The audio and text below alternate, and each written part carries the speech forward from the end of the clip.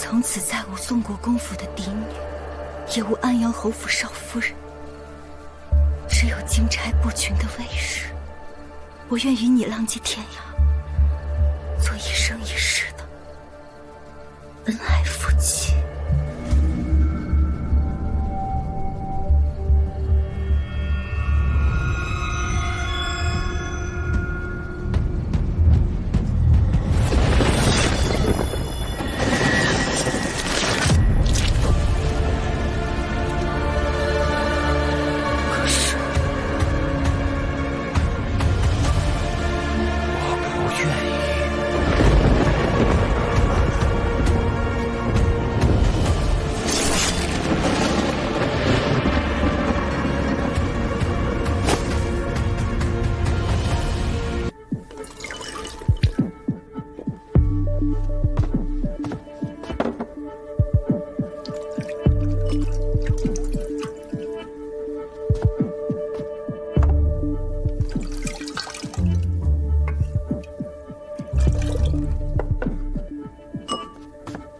傅林，银快。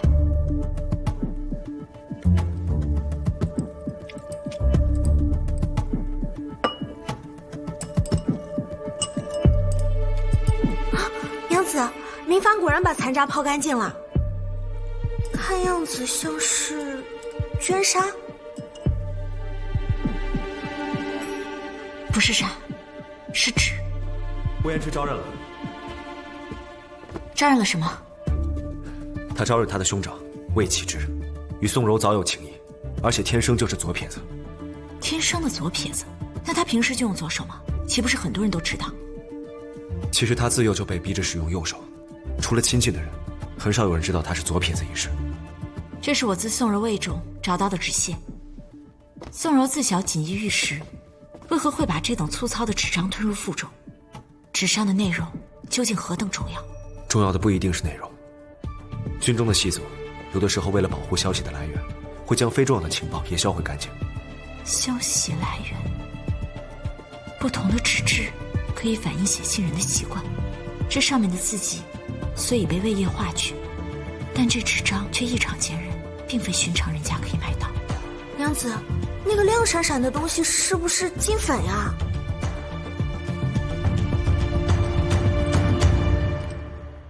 没有金粉那般亮，是石黄。石黄常用来制作金漆，把生金漆加入木浆之中制成纸，便是有小撒金坚之称的夜金坚。啊，我知道夜金坚，这种纸会有淡淡的漆树香味，而且比撒金坚要价廉。寻常的贵族用不起撒金坚，就会用夜金坚来写信习字。根据京城之前传来的消息，魏家虽然家世平平，但魏齐之这个人性格却颇为恣意任性。他喜好琴瑟，就要亲自学会制琴；喜好骑马，就要亲自驯服宝马；喜好瓷器，家里所用的便都是瓷器。这么说起来，这叶金坚倒是挺符合他的脾性。眼下这纸屑是仅有与行凶人相关的物证，魏家兄弟自小一同长大，我想见魏延之确认一下。据说魏延之回去之后就高烧不退，病倒了，侯府也不好全然不顾。若你想见他，那就得辛苦九娘子为他诊治一番。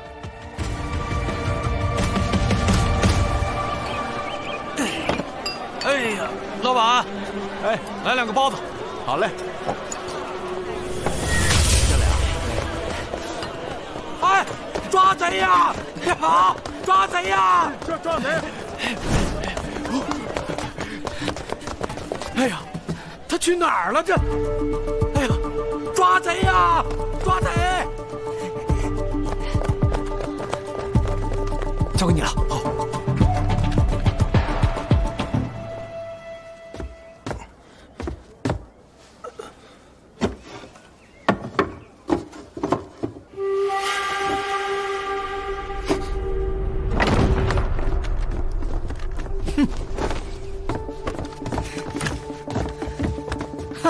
小贼，想偷燕状吗？啊，得亏我们世子殿下这招妙啊，一下子把你这条大鱼给钓出来了。你要我们亲自动手，还是自己乖乖伏法？大公子，我，嘿，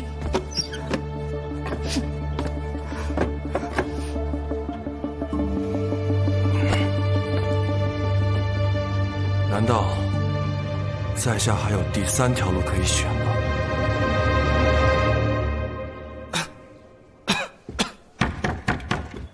请进。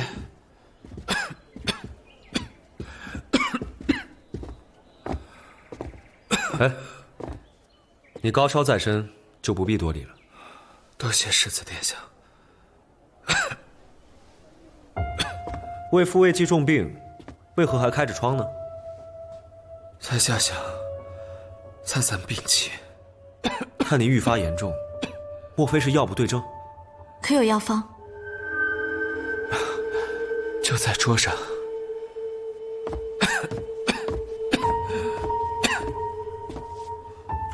为父未不必担心，九娘子是救治大长公主的神医，特地前来为你诊治。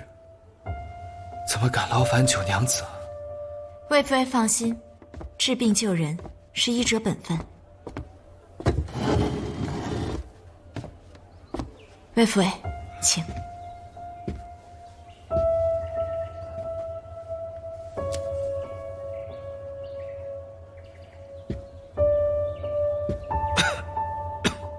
你今日可曾用冷水沐浴？秋夕那夜回来的太晚，在下等不及热水，便用了井水。那药方倒是对症，只不过你路途辛苦，又忧思在心，难免缠绵难愈。毕竟在下愧对侯府，愧对小柔，实难心安。此剑可是名剑成影？殿下好眼力，可否取下一观？等等，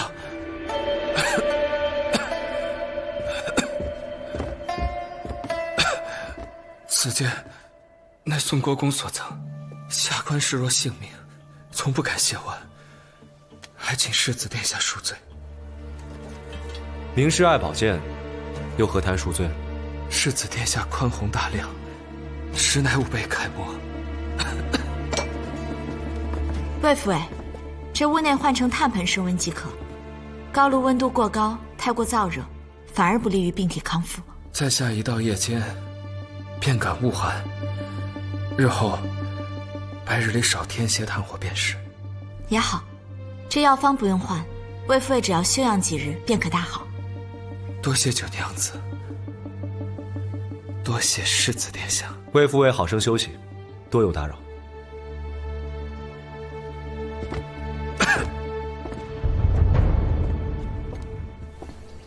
魏延之的房里烧着炉火，却又开着窗，还点着浓浓的熏香，一定有问题。那成影剑可是有价无市的名剑，宋国公怎会对这个庶外甥如此青睐？府中的炉灰都收集在此，现在不是冬日，烧炭的人少，所以基本上都是魏延之房中的。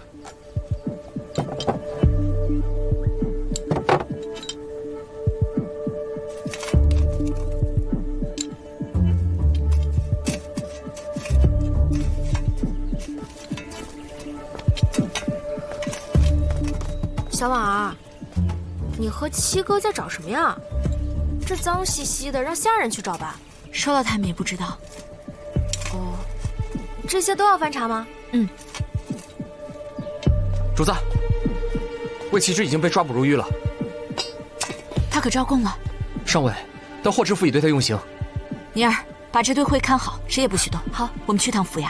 走。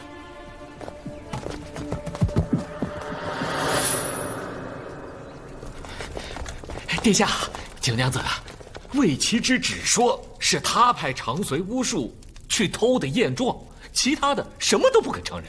他们主仆二人的嘴可是真硬啊，我用了刑都不肯招啊。没有证据，霍大人怎可随意用刑？况且他的腿伤，我还会亲自查验过。人在何处？殿下，这大牢污浊，还是请二位回头再治你滥刑之罪。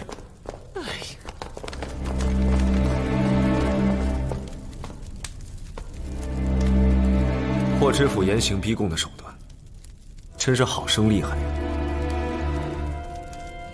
霍大人这是要屈打成招吗？他自己说他伤了腿，那打折要他7寸，所以我才对他换处用刑。可他还是不肯招。伤腿再断，他之前是否跛脚，我们再也无从得知。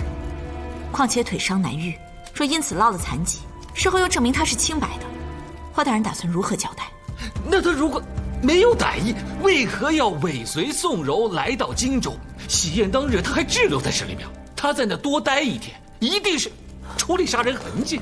大人，冤枉啊！大人，大人，拿下去，让他说。大人，我家公子是担心宋娘子的事隐瞒不住，怕她受侯府苛待，这才拖着伤腿跟了。到了荆州，听说宋娘子命丧黄泉，所以才命小的去偷验状，就是想知道宋娘子到底是怎么死的。我家公子跟宋娘子没有私情，更不可能会杀害她。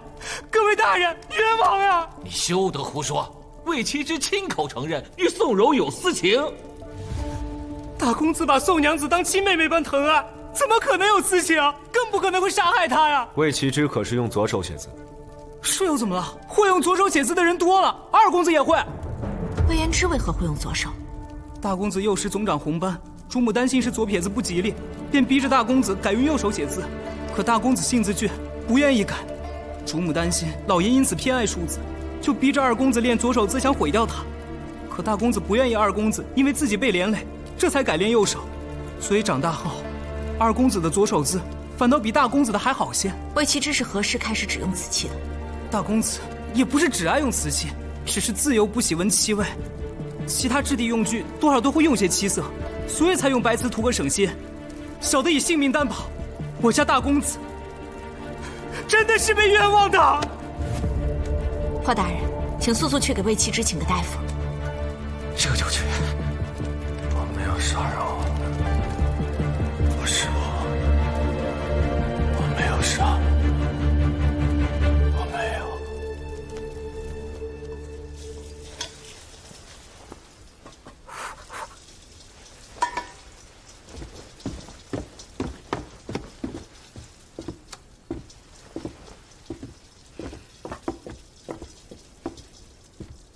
别找了，我可先将那人拘来，轮番审问，待到他筋疲力尽之时，我就不信他不露出马脚。可定罪仍需很多实据佐证，口供只能作为证据之一，尚不能因此证明那人就是杀人凶手。可是像这样慢慢调查，若是真凶借机逃脱，岂不是前功尽弃了？世子殿下定罪一人容易，定错却毁人终生，绝不能因一时心急而罔顾律法的清正严明。这也是你崇敬的那位沈一沈思清所说的。是。在下受教了。那烦请九娘子继续整理证据，人交给我来抓。多谢世子殿下，但民女还有一事相求。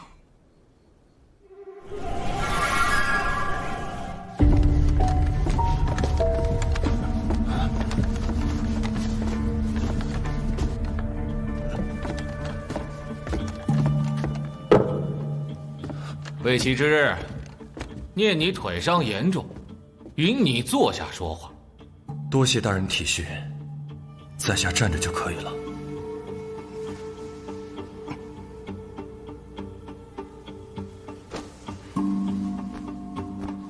魏齐之，本官问你，你的腿是怎么伤？先是2个月前在京城被宋国公打断，接着是昨日被大人你。好了好了，我是问你宋国公那次，为何对你下如此重手啊？因为在下承认和宋娘子有私情。那你跟宋娘子到底有没有私情？没有。没有，你为何承认？说。柔儿的名声比我的命重要。他说是我，那便是我。魏齐之，宋柔很有可能是被他倾心之人所杀，你难道就甘心放任凶手逍遥法外吗？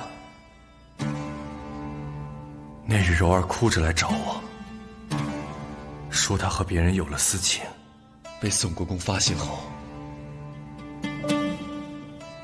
她情急之下说出了我的名字。柔儿，你快说呀！我问他那人是谁啊，他却只哭不说，最后还不惜自残，逼我认下私情。他到底是何人呢？我不能说呀，被他人知晓了，他就前途尽毁了。我是真心爱他。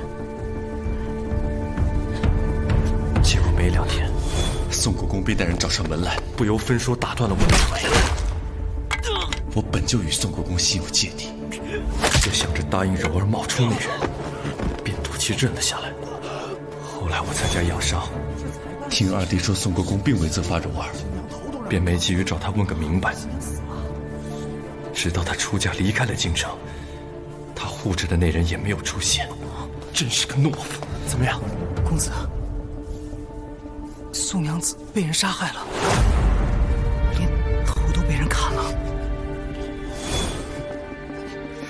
我怕那人负了他，若再被后府发现，他失了清白，就再难有活路。所以我便一路偷偷跟了过来，想看看他是否安好。谁知却听到这个恶吼！哎，你发什么疯？来人！按住他！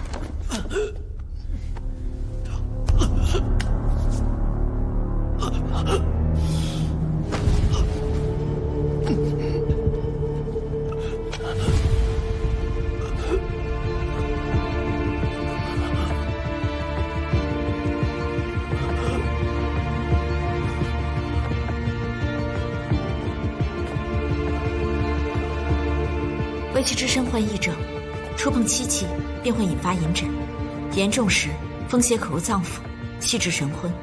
所以，京城中有传闻，他只用白子，也是此意。从方才他发作的模样来看，日常是绝对不会使用含有精气的液金尖。对，所以死者宁可吞下液金尖也要保护的人，绝不是他。这么说，与宋娘子私通的另有其人。对，真凶我心中已有定论，想必九娘子也是如此。世子殿下尽管动手，我定会以实证，让真凶有所得其。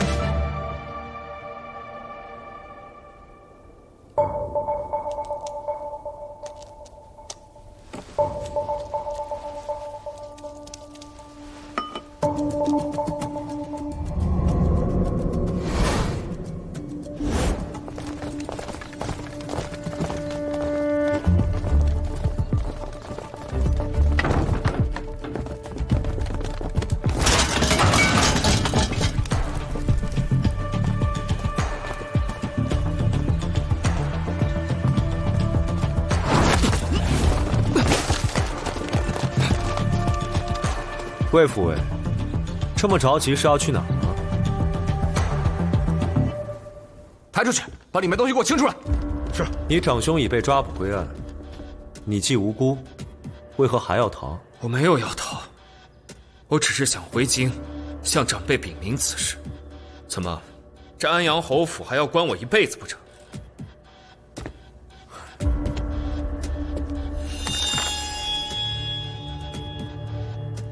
还是不让碰？士可杀不可辱，程颖对我意义重大，任何人都不能碰。霍知府可听见了？魏副尉亲口承认，哪怕是我，也绝对不能碰他这把程颖剑。下官听得清清楚楚。那就好，呈上来吧。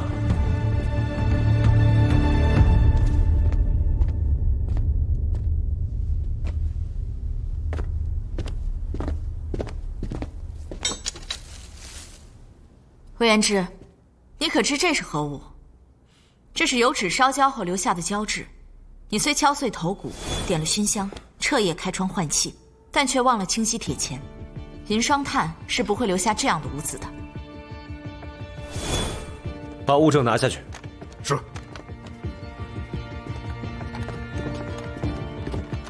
殿下，找到了。交给九娘子。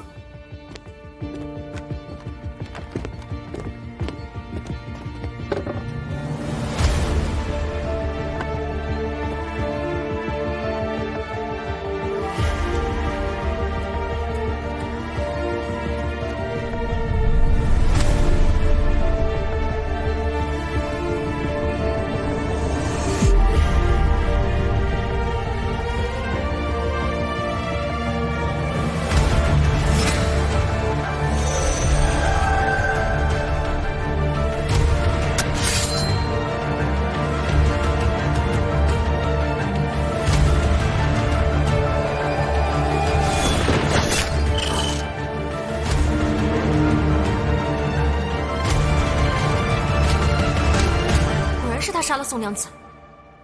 根据头骨上的痕迹，行凶人应是在背后将剑从死者的枕骨处直插而入，然后割下头颅，以掩盖剑痕。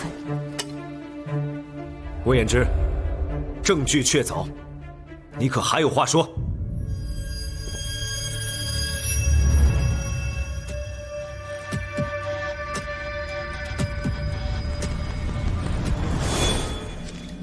行凶人在蘸取死者的鲜血，将喜轿伪装成凶案现场，再给死者尸身重新穿上嫁衣，放入轿中。为阻挠九娘子检验尸身，你佯装无头女尸恐吓于她，并试图借嫁衣上的墨字嫁祸给自己的嫡兄魏启之。为坐实魏启之的罪名，铲除我这个剖验之人，你让你忠心的护卫长魏成假扮魏启之，在灯会暗杀我。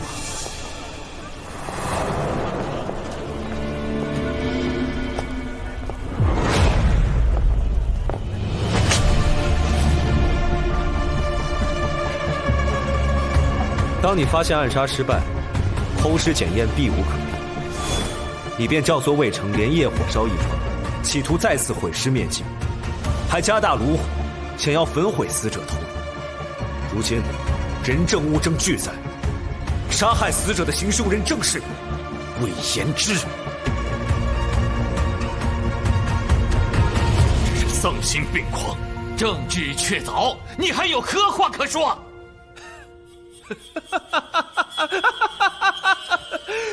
我丧心病狂，明明是那个女人她丧心病狂。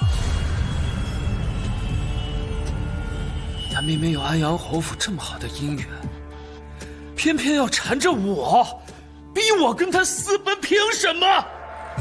我大哥可是堂堂嫡子啊，一条腿说打断就打断了，若换作是我呢？小命只怕不保，他可知道和国公爷作对是什么下场吗？二郎，你终于肯来接我走了。你怎么穿着嫁衣就出来了？万一被别人看见，你我便是万死不足。我这不是着急见你吗？放心，我早把嬷嬷支走了，她不会觉察的。我给你的手术，你可带在身上？我怕被嬷嬷看见，已经偷偷吞下去了。你呀，何必呢？那叶金坚吞下去多不舒服啊！为了你，再难受我也不怕。二郎，你今夜就带我走吧，我宁肯血溅3尺，也不愿让别的男人碰我。除了你，此生此世我谁都不嫁。我与你一辈子在一起可好？你不要这样想，我会心疼的。我们今晚就走，走得远远的，你想去哪儿，我们便去哪儿。只要你愿意，我便永远疼你，爱你，陪着你，我们厮守一辈子。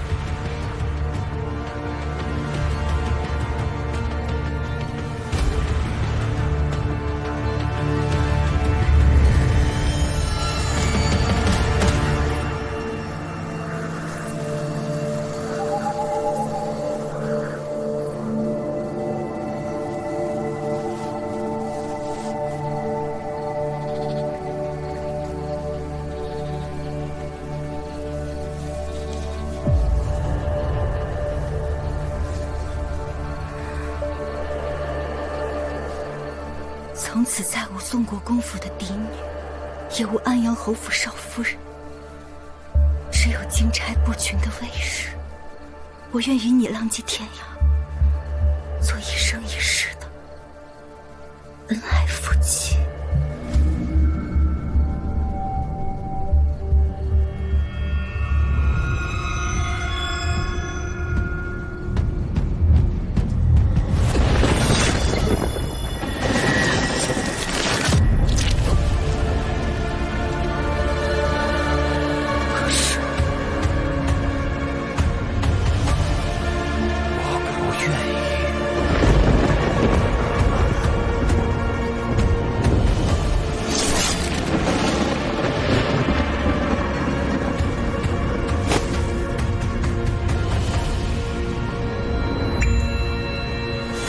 舍弃荣华富贵，你却为一己私欲对他痛下杀手，居然还有脸面说他不为你着想。我一个庶子战战兢兢走到今天，吃了多少苦，看了多少嫡母的眼色，我凭什么为了他放弃我的前程，跟他隐姓埋名过一辈子？我凭什么？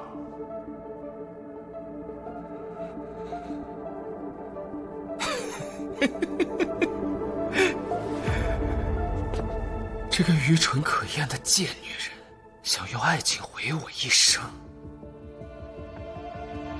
她死有余辜。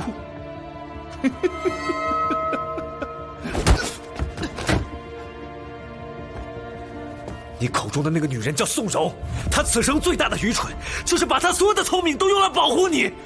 若不是她吞下你为了诱杀她的叶金剑，你早就被绳之于法了。如此残害痴心待你的女子，你才是真的死有余辜。那又怎样？只要我不爱她，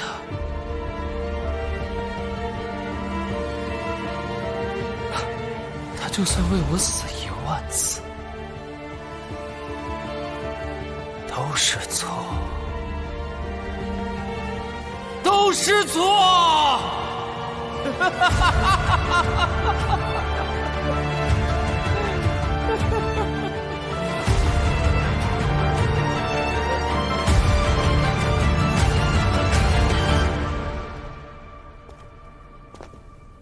宋娘子若泉下有知，看到还有人这么关心她，也算有所慰藉了。若没有你，恐怕连真正关心她的人都保不住。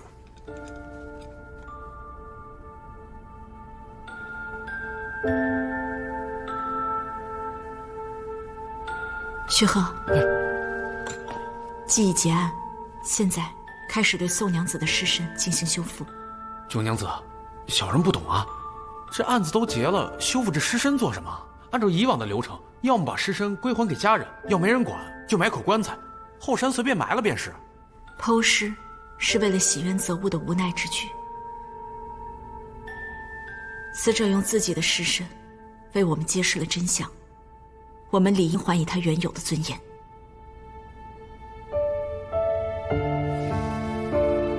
九娘子，你方才为何不再以死者称呼宋娘子？因为从今日起，我不用再把它看作是证据，我也可以问心无愧的送宋娘子走完最后一程了。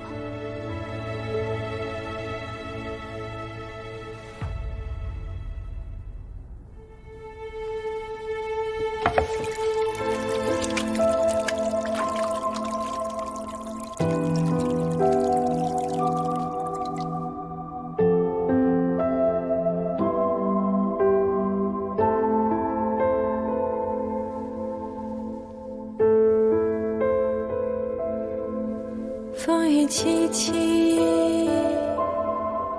鸡鸣节节，且见君子，云胡不已？风雨萧萧，鸡鸣啾啾，且见君子，云胡不愁？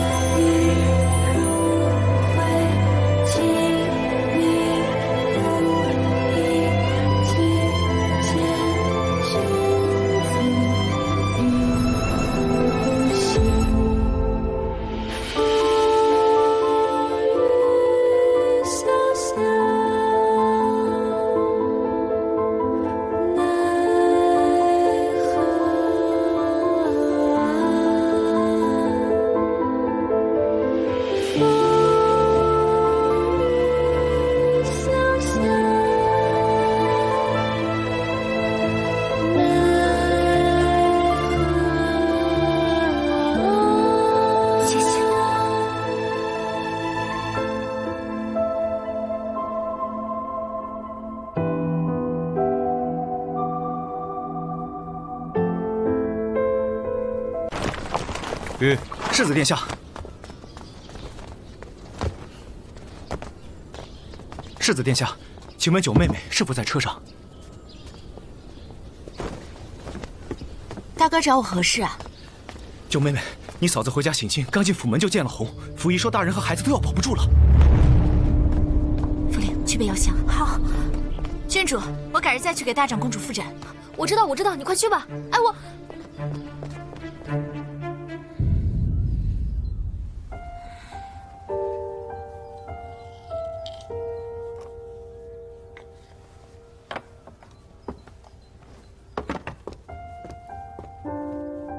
以此药方切碎煎煮，3晚熬1晚，分为4服，日间3服，夜间1服，连服2日。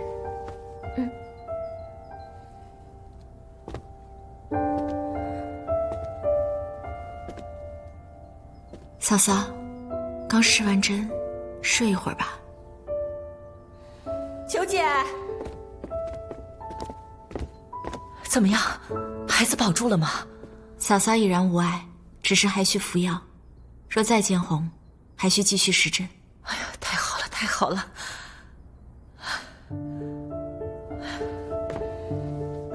你瞧瞧，这是怎么了？这是。多谢九妹妹，新兰和孩子多亏你了。大哥不必如此，只是嫂嫂本就气血两虚，又怀着7个月身孕，实在不该回乡省亲。这都怪我思虑不周。孕妇本就容易多思多虑，大哥还是需要多陪伴开解，免得嫂嫂郁结在心。好。世子殿下如此不避嫌地跟进内宅，传出去恐怕有损朔西少帅的威名。九娘子协助安阳侯府办案有功，叶某只想亲自向秦老夫人道谢罢了。世子殿下不必如此客气，都是身为子民的分内之事罢了。叶某还有一事。九妹妹，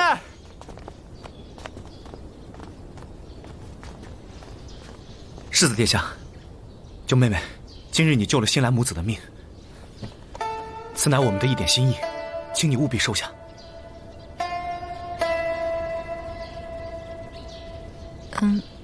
九妹妹若是不收，便是嫌弃我们送的礼物不合心意。那就多谢大哥了。你喜欢就好。殿下，在下告辞。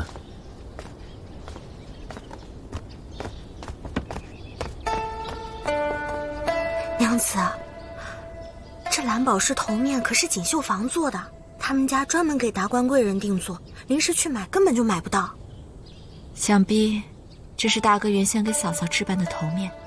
秦少夫人是建州知府次女，听闻成婚不久便有了身孕，秦公子对此很是满意。世子殿下怎会对秦府人士如此了解？因为九娘子日后安阳侯府难免与秦府多有走动，我不得不多加了解。九娘子无怪。不知我大哥对这门婚事满意与否，与安阳侯府有何干系？秦少夫人重病未愈，秦公子不陪伴左右，却赶着在我面前送你如此厚礼，只怕皇亲国戚对他的观感，在他心中比少夫人的安危更为重要。大哥身负老夫人和三夫人的期许，如此行事也是为了三房的前程。堂堂男子为了谋求自己的前程而不惜委屈妻儿，此等文风岂能是你容身之所？不知九娘子是否愿意回京？我可以帮忙安排。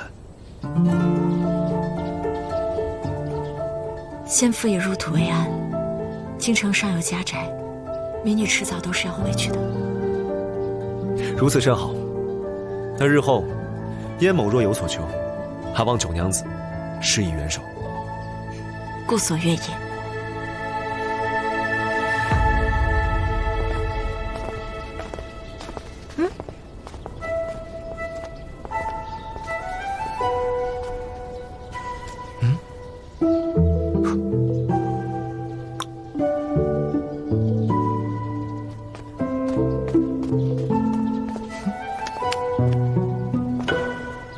世子殿下身上的伤尚未恢复，切记不可与人动武，免得伤口崩裂。九娘子若得了空闲，还请把我要的急救伤药研制好。近日，我要离开荆州。你这就要回社稷？大约几日？短则3、5日，长则6、7日。这么快，来不及试药了。我这就去药房取药材。民女多谢世子殿下相送。你我不必拘礼，日后称我燕池即可。民女不敢僭越。本以为你我经历诸多，已颇有默契，为何还如此见外？民女焉敢与世子殿下轻谈默契？殿下乃皇家贵胄，礼不可废。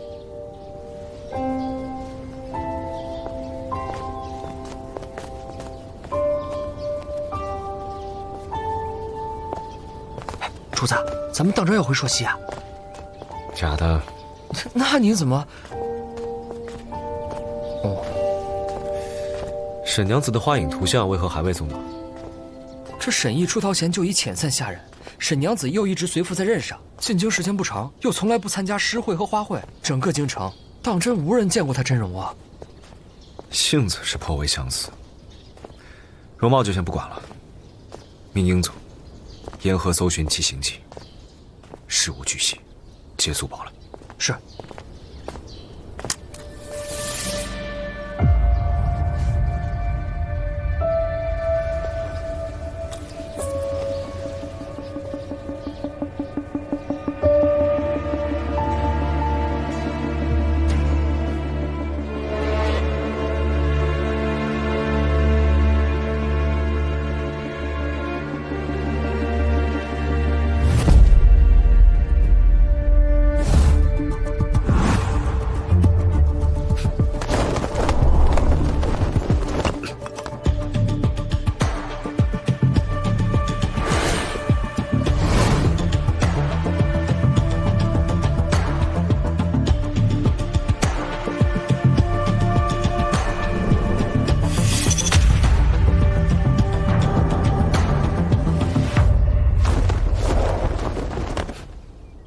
有人在此趁夜窥视九娘子，主子是如何知道的？这泥痕是木屐踩踏而成，依据这根木屐尺长度，此人应该是身高5尺7寸左右的男子。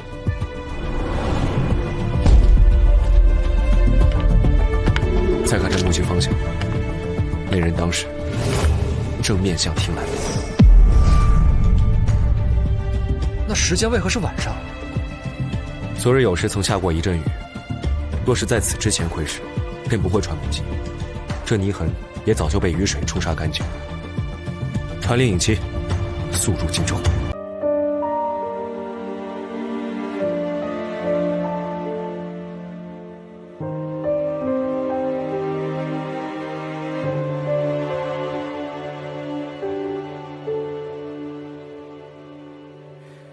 为什么日夜会轮转，却一样有照亮你的光，像火跳动在雪中央，那么亮，那么暖。